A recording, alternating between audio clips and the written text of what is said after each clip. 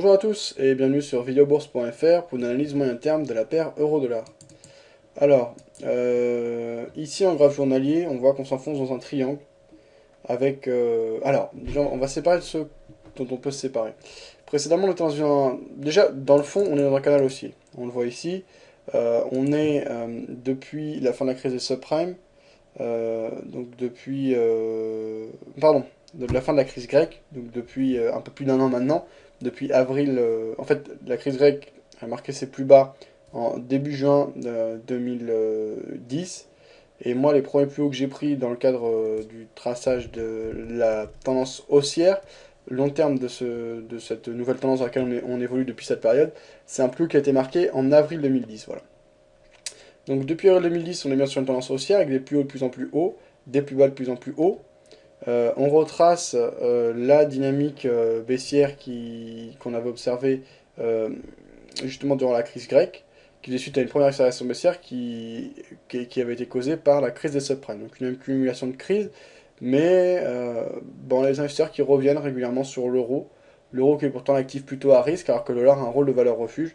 Cependant, il y a des tensions qui existent en ce moment sur le dollar. Pour ceux qui suivent un peu les informations fondamentales, il y a des problèmes de dette, il y a également la fin du quantitative easing 2, donc plusieurs choses qui vont amener théoriquement le dollar à baisser, donc l'euro à monter, on verra ce qu'il en est. En tout cas, on est bien dans une dynamique haussière court terme, enfin, pardon, long terme justement. Alors, à moyen terme, on est dans un canal haussier, on l'a ici en bleu marine, on peut s'en séparer maintenant de ces résistances et supports, puisque bien, on est sorti à la baisse de ce canal haussier. Alors, ça pourrait être intéressant de tracer les retentions de Fibonacci, d'ailleurs on les a ici, pardon. On a retracé donc jusqu'à 38,2%, on a même descendu en dessous, avant de rebondir pour le moment. On est pris actuellement dans une dynamique plutôt baissière, avec des plus hauts de plus en plus bas. D'ailleurs, on rentre en contact actuellement avec la résistance oblique baissière tracée en turquoise sur mon graphe, et des plus bas de plus en plus bas. Ce que l'on peut noter, c'est un support inverse à la tendance court terme, donc qui est baissière. On a ce support oblique haussier, en effet, avec des plus bas de plus en plus hauts, tracés en orange sur le graphe. Donc ce support haussier et cette résistance oblique baissière créent un triangle. Actuellement, on met la pression sur le haut de ce triangle. Une sortie à la hausse pourrait nous amener à penser à une accélération baissière et à un retracement de l'ensemble du triangle. C'est en tout cas ce qu'indique la théorie en cas de cassure et de sortie d'un côté ou de l'autre d'un triangle, c'est le retour à la base. Ce sera un retour donc aux alentours des 1.4938. Donc on verra ce qu'il en est. Pour le moment, les acheteurs semblent vraiment tenir en main le marché. Ceci dit, on voit qu'on ne s'affranchit pas pour le moment de la résistance oblique baissière. Au contraire, on a tenté de la casser. Pour le moment, on a clôturé en dessous vendredi soir. Donc on verra ce qu'il en est. Pour moi, le franchissement ou non de cette zone sera déterminant pour la semaine prochaine. Deux scénarios possibles à jouer. Soit on casse à la hausse et on valide avec une belle explosion cette cassure. À ce moment-là, on peut prendre une position à l'achat en se fixant divers objectifs. Pas forcément aller chercher directement la base, hein, mais par exemple, on peut se fixer plusieurs objectifs. Par exemple, dans un premier temps, les précédents plus hauts qui avaient été marqués le 8 juin dernier, qui sont à 1.4693. On peut par exemple fixer son objectif à 1.4685 sur se placer en dessous, 1.4680.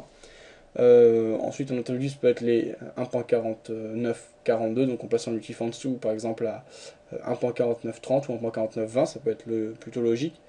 Voire 1.49 pour ceux qui n'aiment pas s'approcher trop près des zones de support et de rebond potentiel. On peut également prendre le tracement de Fibonacci entre les plus hauts du 4 mai dernier qui était à 1.4938, 1.4940 et les plus bas de fin mai, le 23 mai qui était à 1.3969. Mais je crois, si on prend ces derniers, on va les tracer en ce moment, on va les tracer directement. On est déjà quasiment 61.8, donc si on s'en affranchit, on pourrait parier sur le ralliement de 75%, mais de toute façon, le 75%, ça coïncide exactement avec les précédents plus hauts, donc ça ne ferait pas l'objectif là. Donc les deux objectifs majeurs, pour moi, si on casse à la hausse, ce serait, dans un premier temps, 1.4694, et dans un second temps, 1.4441 environ. 38, 41, c'est le même niveau dont je parle tout à l'heure, c'est les précédents plus hauts de début mai.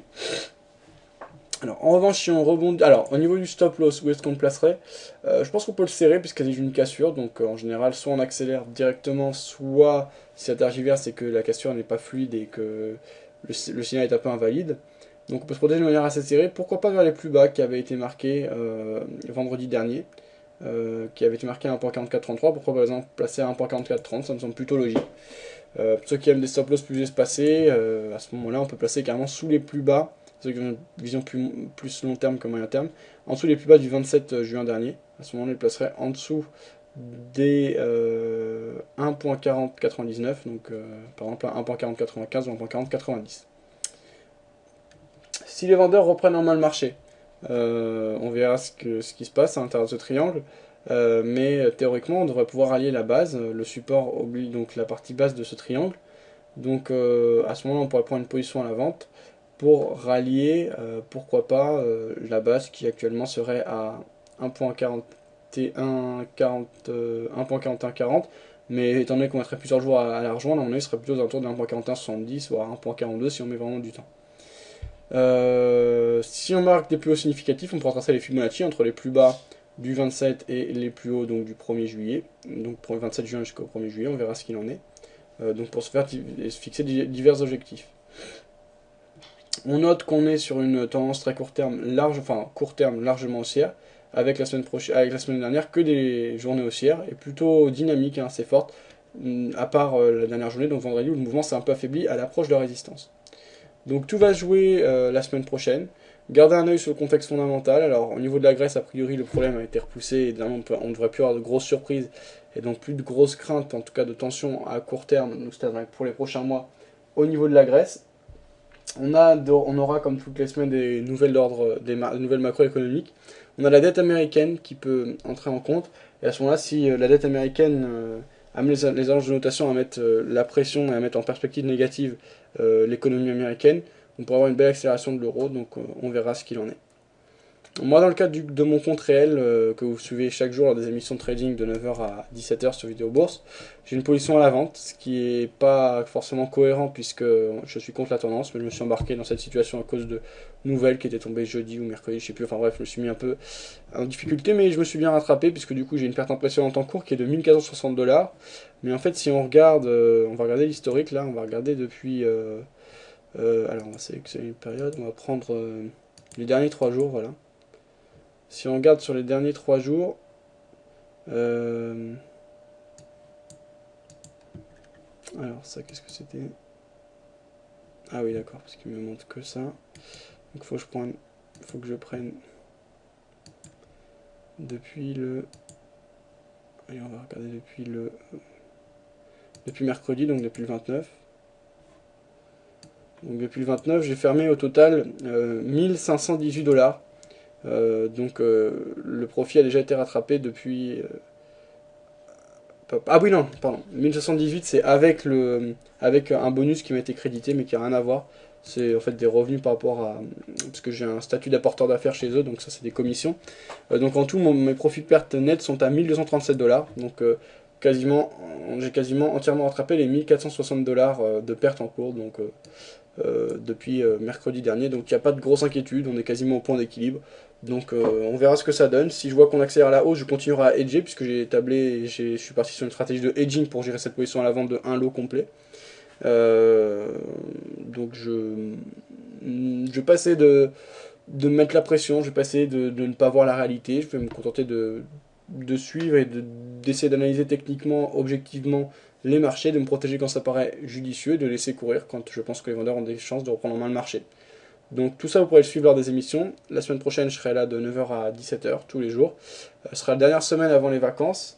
Moi, je pars mardi 12 en vacances. Donc je pense que le lundi, il y aura une dernière émission. On fera un truc un peu spécial. Si vous avez des idées, n'hésitez pas à demander, puisque j'aurai fait un retrait. Vendredi soir prochain, je demande un retrait de l'ensemble de mon capital chez Forex Place. Voilà, donc dernière semaine de trading avant la reprise. Moi ensuite je pars du 12 au 24 je crois. Donc je serai là après fin juillet et on repartira à la normale. Voilà, si vous avez des questions, le forum, le chat, etc. Bonne journée à tous, bon trade, à bientôt sur videobourse.fr.